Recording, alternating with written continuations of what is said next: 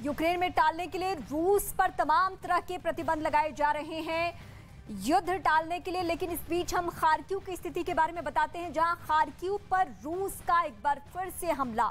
Kharkiv इलाके में रूस का हमला रुकने का नाम नहीं ले रहा है, चाहे वो कीव हो या फिर खार्किव, दोनों ही जगह पे सबसे ज्यादा बम और गोले बरसाए जा रहे हैं।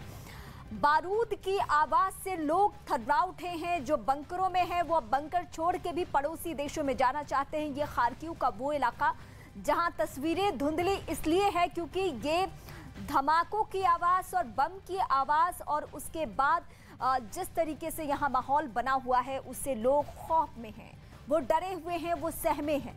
हालांकि बहुत ज्यादा यहाँ लोग हैं भी नहीं, वो सब पलायन कर चुके हैं। लाखों की तादाद है ऐसे लोगों की जो कि पलायन कर चुके हैं।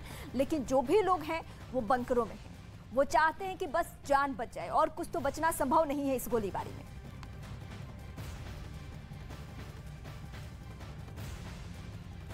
यूक्रेन में युद्ध टालने के लिए रूस पर तमाम तरह के प्रतिबंध लगाए जा रहे हैं। अमेरिका ने पुतिन को युद्ध अपराधी बताया है, तो वहीं रूस ने भी अमेरिका पर पलटवार किया है। पुतिन ने कहा कि पश्चिमी देशों की दुनिया पर वर्चस्व कायम करने की महत्वाकांक्षा के नतीजे भुगतने होंगे। हालांकि अमेरिका यूक्रेन को हथियारों की मदद भी पहुंचा रहा है।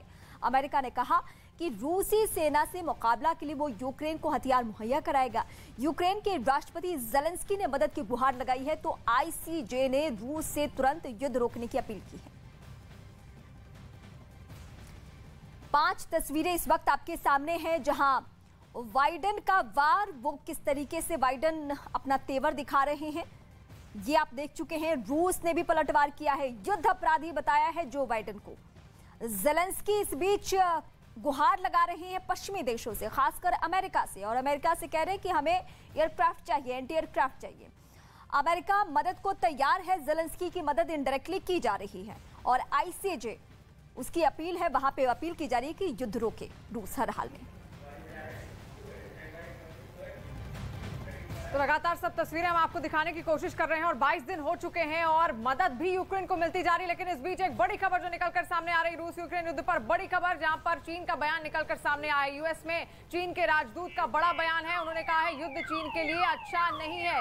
ये कह दिया है चीन का बयान, पहले से युद्ध की जानकारी नहीं थी, ये कहा गया है चीन की ओर से, जहां पर लगातार तनाव की स्थिति बनी हुई है रूस और यूक्रेन के बीच में। ऐसे में चीन का बयान भी अब निकलकर सामने आ गया है। यूएस में चीन के राजदूत ने यह कहा है, जहां पर लगातार हम तस्वीरें भी आपको दिखा रहे हैं और बमबारी की जा रही है, और चीन ने अब साफ कह दिया है कि ये युद्ध, ये हमले चीन के लिए ठीक नहीं है और युद्ध की हमले की पहले कोई जानकारी नहीं मिली थी। तो ऐसे में तस्वीरें भी आप देखिए, खार्किव का इलाका जहां पर स्कूल पर हमला किया गया है। कई दिनों से रूस के सामने खड़े और उसका मजबूती से सामना करे यूक्रेन की दुनिया के देश तारीफ कर रहे हैं, लेकिन कोई भी उसका साथ देने को डरता है, तैयार नहीं है, क्योंकि सभी जानते हैं कि रूस से सीधे टक्कर लेना खतरे से खाली नहीं होगा। कनाडा में ज़ेलेंस्की के लिए तालियां बहुत बज रही हैं। ज़ेलेंस्की का साथ देने की बात की जा रही है, लेकिन यूक्रेन के युद्ध में रूस से सीधे टक्कर कौन ले, यही बात इस वक्त नेटो और पश्चिमी देशों के लिए बहुत बड़ी दुविधा बनी हुई है।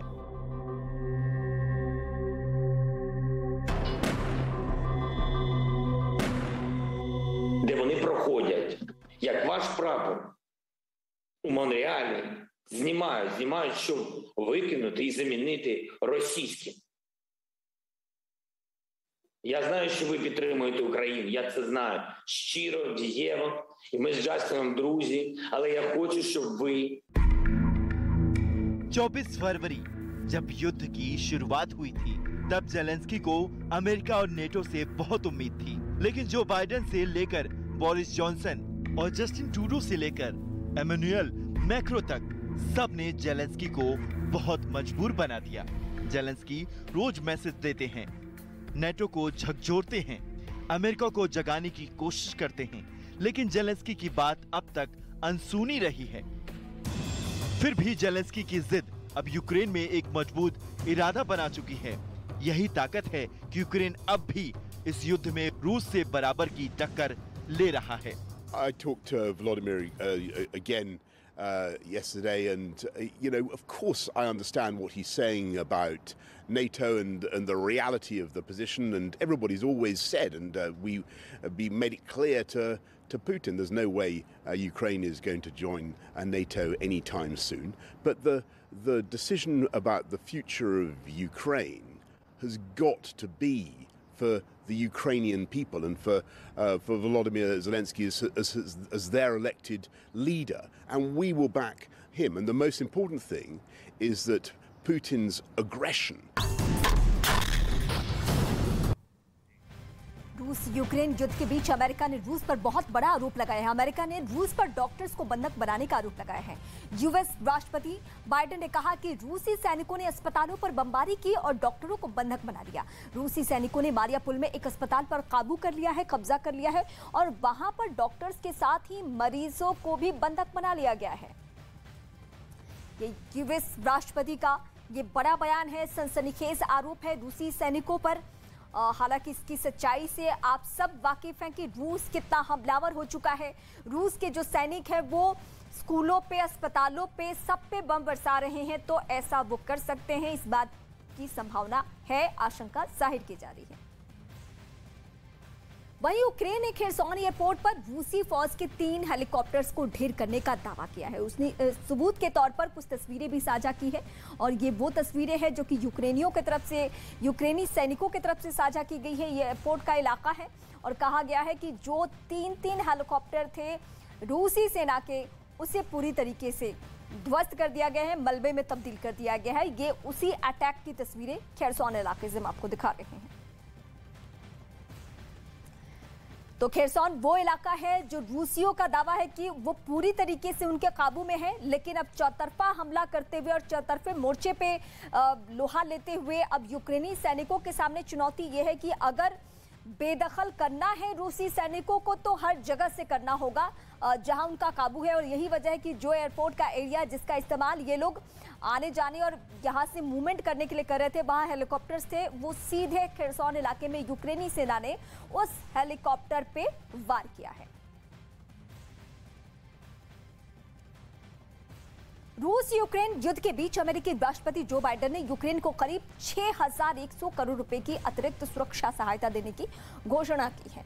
जो बाइडेन ने कहा है कि ये सहायता पैकेज यूक्रेन को अमेरिका 800 एंटी एयरक्राफ्ट सिस्टम देगा। इसके साथ ही यूक्रेन को 9000 एंटी आर्मर सिस्टम और 7000 छोटे हथियार भी मुहैया करवाए जाएंगे।